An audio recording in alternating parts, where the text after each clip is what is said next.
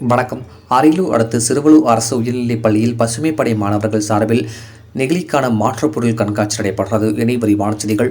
கண்காட்சியை துவக்கி வைத்து பேசிய அரியலூர் மாவட்ட தொழிலாளர் நல உதவி ஆணையர் ராஜசேகர் அவர்கள், நெகிழி பொருட்கள் பயன்பாடு அனைத்து உயிரினங்களுக்கும் தீங்கு விளைவிக்கக்கூடியது. புற்றுநோய் போன்ற கொடிய நோய்கள் ஏற்பட காரணமாக உள்ளது. பிளாஸ்டிக் பொருட்களை பயன்படுத்துவதால் பூமியின் நிலத்தடி நீர் மட்டம் குறைகிறது. அது மக்குவதற்கு 100 முதல் 1000 ஆண்டுகள் வரை எடுத்துக்கொள்கிறது. எனவே ஒவ்வொரு மாணவரும் தங்கள் வீட்டிலும் அருகாமையிலும் உள்ள வீட்டில் முடிந்தவரை நெகிழி பைகள் மற்றும் பிளாஸ்டிக் பொருட்கள் பயன்படுத்துவதை தவிர்க்க வேண்டும். பொருட்கள் வாங்க கடைக்கு செல்லும் ஒவ்வொரு மாணவரும் மக்களும் துணிப்பையை கொண்டு சென்று பொருட்களை வாங்க வேண்டும்.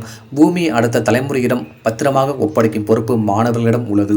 எனவே மாணவர்கள் நெகிழி பயன்பாட்டை முற்றிலும் தவிர்த்து மனிதர்கள் மட்டுமல்ல, அனைத்து உயிரினங்களும் நிம்மதியாக வாழ வழிவகை செய்ய வேண்டும் என்று கேட்டுக்கொண்டார். நிகழ்ச்சியில் பல்வேறு போட்டிகளில் வெற்றி பெற்ற மாணவ மாணவிகளுக்கு பரிசுகள் வழங்கி பாராட்டினார்.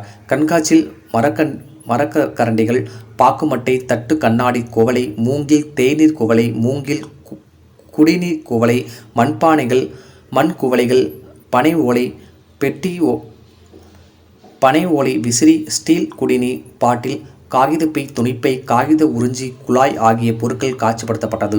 நிகழ்ச்சிக்கு பள்ளி தலைமை ஆசிரியர் சின்னதுரை தலைமை வகித்தார். ஆசிரியர்கள் செந்தமிழ் செல்வி, தனலட்சுமி, செந்தில்குமரன், வெங்கடேசன், பாலமுருகன், அபிராமி, அந்தோணிசாமி மற்றும் மாணவ மாணவிகள் கலந்து கொண்டனர். டிஎன் செய்திகளுக்காக அரியலூர் மாவட்ட செய்தியாளர் எஸ்பி ரவிச்சந்திரன்.